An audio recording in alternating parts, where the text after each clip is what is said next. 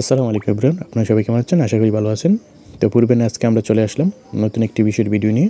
ভিডিওটির টপিক হচ্ছে কিভাবে আমরা আমাদের মোবাইলের মাধ্যমে অনলাইনে বিএমইডি স্মার্ট কার্ডটি চেক করব। তো চলুন কথা না বাড়িয়ে দেখে আসি।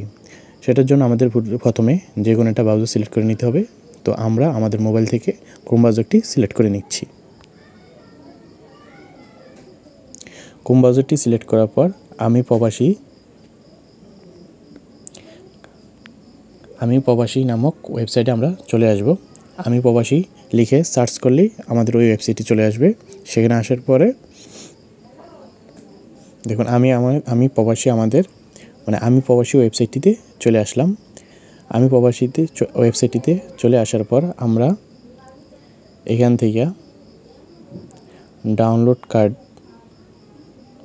ডাউনলোড কার্ড থেকে বিএমইটি সার্ভিস থেকে ডাউনলোড ক্লিয়ারেন্স স্মার্ট কার্ড এখানে ক্লিক করব। এখানে ক্লিক করার পর এখানে আমাদের এরকম একটা ইন্টারফেস চলে আসবে।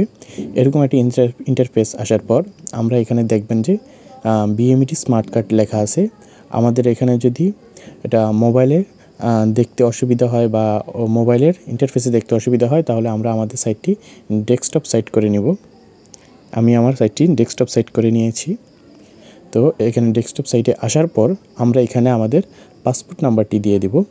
পাসপোর্ট নাম্বারটি দিয়ে দেওয়ার পর আমাদের এখানে নিচে ইন্টার ক্যাপচা নামক এই ক্যাপচাটি আমরা এখানে ফিল আপ করে দেব। সাপোজ আমাদের একটা পাসপোর্ট নাম্বার, এরকম একটা পাসপোর্ট নাম্বার দিলাম। সাপোজ ওটা আমি আপনাদেরকে উদাহরণ দেওয়ার জন্য দিয়েছি। পাসপোর্ট নাম্বারটি দিলাম। পাসপোর্ট নাম্বারটি দেওয়ার পর আমরা এখান থেকে ক্যাপচাটি দিয়ে দেব SDIB, এরকম একটা ক্যাপচা দিয়ে দেব এখানে। অথবা যদি ক্যাপচাটি আপনি বুঝতে না পারেন তাহলে ওটাকে আবার রিচেক করে নিতে পারবেন।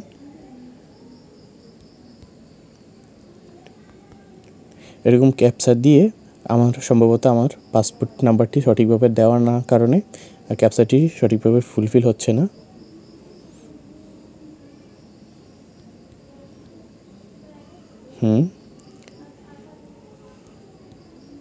হ্যাঁ, এখন হয়েছে। এইভাবে ক্যাপচাটি সঠিকভাবে ফুলফিল করার পর আমরা এখানে সার্চ স্মার্ট কার্ডে ক্লিক করার পর আমাদের এখানে আমাদের স্মার্ট কার্ডের অপশনটি চলে আসবে যে আমাদের স্মার্ট কার্ডটি হয়েছে কিনা, মানে আমাদের স্মার্ট কার্ডের যে স্ট্যাটাসটি যে আসলে হয়েছে কিনা সেটি চলে আসবে। যদি আমাদের স্মার্ট কার্ডটি না হয়ে থাকে তাহলে এখানে দেওয়া থাকবে যে মানে তথ্য পাওয়া যায় না, এরকম একটা স্ট্যাটাস দেখাবে এখানে যে ডাটা নো ফাউন্ড, এরকম একটা স্ট্যাটাস দেখাবে। তো মূলত এই ছিল আমাদের ভিডিওটি কেমন লেগেছে কমেন্ট বক্সের মাধ্যমে জানিয়ে দিবেন।